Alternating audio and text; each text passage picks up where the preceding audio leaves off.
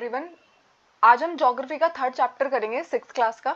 ठीक है, जिसका नाम है मोशंस ऑफ द अर्थ। ठीक है, तो कैसे कैसे अर्थ मूव करती है, कौन कौन से टाइप के मोशंस करती है, चैप्टर 1 एंड चैप्टर 2 हम कर चुके हैं। ठीक है, एनसीईआरटी। तो सबसे पहला जो मूवमेंट अर्थ करती है वो है रोटेशन। ठीक है, अपनी ही एक्सिस पे। आपको पता है अर्थ की अपनी एक एक्सिस है, जब वो अपनी ही दूरी पे घूर्णन करती है उसे हम क्या बुलाते हैं, रोटेशन बुलाते हैं। ठीक है, उसके बाद क्या होता है, जब है ना सूरज के चक्कर में तो लगाता है। आपको पता है हमारे जो सोलर सिस्टम है उसमें सूरज है और उसके बाद 8 अदर प्लैनेट्स है। ठीक है, तो वो सब प्लैनेट जो है वो सन का चक्कर लगाते हैं ऑर्बिट्स में, फिक्स्ड पाथ में, जिसको हम ऑर्बिट बुलाते हैं। ठीक है, तो जब पृथ्वी सूरज का चक्कर लगाती है उसको रिवोल्यूशन बोलते हैं। जब वो अपनी ही एक्सिस पे रोटेट करती है उसको हम रोटेशन कहते हैं। ठीक है, तो जो एक्सिस है अर्थ की वो एक इमेजिनरी लाइन है, यानी कि कोई एक एक्सिस वहां पे हो ना प्रेजेंट नहीं होगी। अगर आप अर्थ को, आपने कभी भी स्पेस से अर्थ की पिक्चर को आप देखोगे तो वहां पर है ना आपको कोई ऐसे अलग से एक्सिस की लाइन नहीं दिखेगी कि ये एक्सिस है, जैसे हम अपने डायग्राम्स में देखते हैं ना। तो इमेजिनरी लाइन है जो कितने डिग्री का एंगल बनाती है अपने ऑर्बिटल प्लेन के लिए, 66.5 डिग्री का। ठीक है, तो आपको पता होना चाहिए कि कितने डिग्री पे टिल्टेड है वो। आपको पता है ना, थोड़ी सी टिल्टेड है तो कितने डिग्री पे टिल्टेड है, कितने डिग्री का प्लेन बनाती है, ये आपको पता होना चाहिए। ठीक है, तो जो पोर्शन अर्थ का सन को फेस कर रहा होता है वहां पर क्या होता है, वहां पर दिन निकला होता है, और बाकी का जो पोर्शन है जो सन को फेस नहीं कर रहा होता अर्थ का, वहां पर रात होती है। तो आपको पता है कि इस टाइम बहुत सारी जगह पे दिन हो रखा है, बहुत सारी जगह पे इसी टाइम पे रात हो रखी है। ठीक है, और इसको हम क्या बुलाते हैं, जब डे एंड नाइट में डिवाइड होता है हमारा ग्लोब, इसको हम सर्कल ऑफ इल्यूमिनेशन बुलाते हैं। और अगर आप ये इल्यूमिनेशन वर्ड देख रहे हो तो ये है ना चमक के लिए होता है ना, रोशनी के लिए होता है। इल्यूमिनेटिंग ऑब्जेक्ट्स हम उनको बोलते हैं ना, जो जो किसी टाइप की रोशनी प्रदान करते हैं। ठीक है, अब है ना इस डायग्राम को ध्यान से देखिए। तो ये देखो सूरज का आधे वाला पार्ट जिसमें अभी रोशनी है और आधे वाला पार्ट जिसमें अभी अंधेरा है। ठीक है, तो जो डे एंड नाइट अर्थ पे पॉसिबल है ना, वो अर्थ के रोटेशन की वजह से पॉसिबल है। यानी कि वो जो अपनी एक्सिस पे मूव कर रही होती है ना, तो अगर अर्थ मूव करना बंद कर दे अपनी एक्सिस पे तो दिन एंड रात कुछ नहीं होगा, वहीं के वहीं रह जाएंगे। जहाँ पे दिन हो रखा है वहाँ पे दिन रहेगा, जहाँ पे रात हो रखी है वहाँ पे रात रहेगी। अब है ना ये जो मैंने बताया आपको कि प्लेन पे अपने एक्सिस पे वो बनाती है, तो देखो ये 23.5 डिग्री का जो उसने बनाया हुआ है, ठीक है, एंगल बनाया हुआ है, और अपनी ऑर्बिट के साथ कितने का बनाती है, 66.5 डिग्री का। ठीक है, और ये सब है ना इमेजिनरी लाइन है। जब आप अर्थ को देखोगे तो आपको ऐसी कोई लाइन नजर नहीं आ रही होगी। ठीक है, ये हम अपनी कन्वीनियंस के लिए ड्रॉ करके दिखाते हैं, समझाने के लिए दिखाते हैं। उसके बाद क्या होता है, अर्थ जो अपनी एक्सिस पे घूमती है, ठीक है, जो वो अपना रोटेशन करती है तो उसको कितना टाइम लगता है, तो उसको ना 24 घंटे लगते हैं। इसलिए आपको पता है कि हमारा जो एक दिन होता है, ठीक है, तो दिन और रात मिलाकर कितने होते हैं, 24 घंटे। तो आपके दिमाग में कभी आया होगा ना कि 24 ही घंटे क्यों है, 25 क्यों नहीं है, 26 क्यों नहीं है, 20 क्यों नहीं है, क्यों, क्योंकि उसको है ना इतना ही टाइम लगता है अपनी एक्सिस पे घूमने के लिए। तो 24 आवर्स में वो घूमती है, तो इसे हम क्या बोलते हैं, अर्थ डे बोलते हैं। तो जैसे मैंने अभी आपको बोला था कि अगर अर्थ रोटेट ना करे तो क्या होगा, अर्थ ने अगर मूव करना ही छोड़ दिया तो क्या होगा। तो जो पोर्शन अर्थ का सन को फेस कर रहा है वहां पे हमेशा के लिए दिन रहेगा।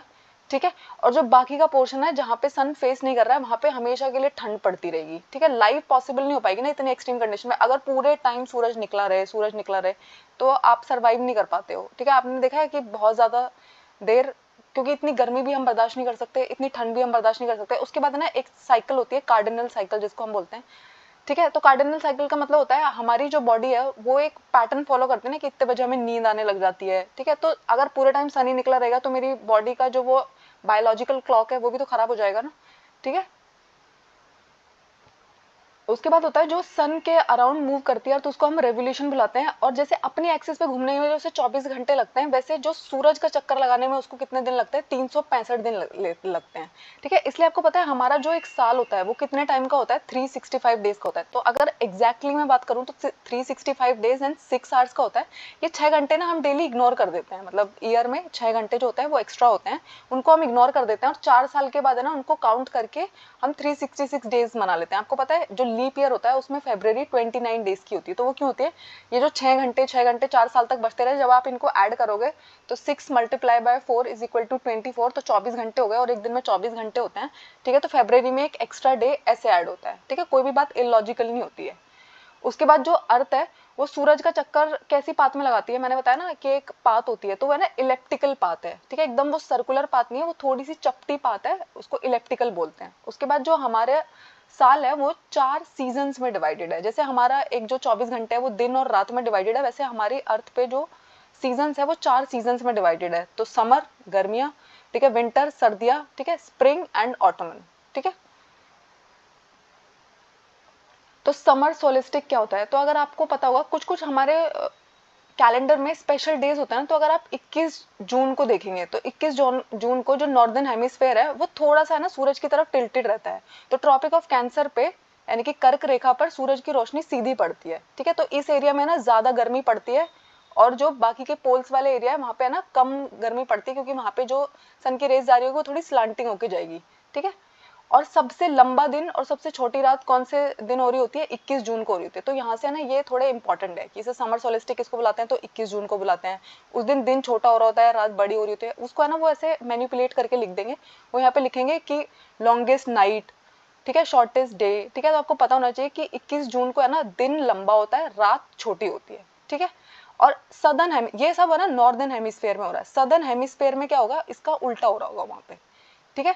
वहां पे ना रात बड़ी हो रही होगी, दिन छोटे हो रहे होंगे, और इस पोजीशन को, अर्थ जब इस पोजीशन में है, ठीक है, तो इसको हम क्या बुलाते हैं, समर सोलिस्टिक बुलाते हैं, ठीक है। अब है ना इस डायग्राम को ध्यान से देखो, यहाँ पे ना 4 कंडीशंस है। एक है इक्विनॉक्स। इक्विनॉक्स का मतलब होता है जब इक्वल डे एंड नाइट हो रहे होंगे, ये 21 मार्च को हो रहा होता है, 23 सितंबर को हो रहा होता है, ठीक है। उसके बाद आता है समर सोलिस्टिक जो हमने अभी पढ़ा, जो 21 जून को होता है, और विंटर सोलिस्टिक जो 22 दिसंबर को होता है, अभी इनको हम पढ़ेंगे, ठीक है। अब आता है विंटर सोलिस्टिक, ये ना 22 दिसंबर को हो रहा होता है। अब है ना ट्रॉपिक ऑफ कैंसर पे हो रहा था, अभी है ना ट्रॉपिक ऑफ कैप्रिकॉन पे यानी कि मकर रेखा पे हो रहा है। यहाँ पे ना सूरज की रोशनी जो है अब वो सीधी पड़ रही है, और क्या होगा यहाँ पे सदर्न हेमिस्फेयर में क्या होगा, दिन लंबे होंगे और रातें छोटी होंगी, ठीक है। और नॉर्दर्न हेमिस्फेयर में इसका उल्टा हो रहा होगा, ठीक है। इस वाली पोजीशन को हम बुलाते हैं विंटर सोलिस्टिक्स, ठीक है। तो आपको पता होना चाहिए, डे पता होना चाहिए कि समर सोलिस्टिक जो होता है वो 21 जून को है, ठीक है। फिर जो विंटर सोलिस्टिक है वो 22 दिसंबर को है।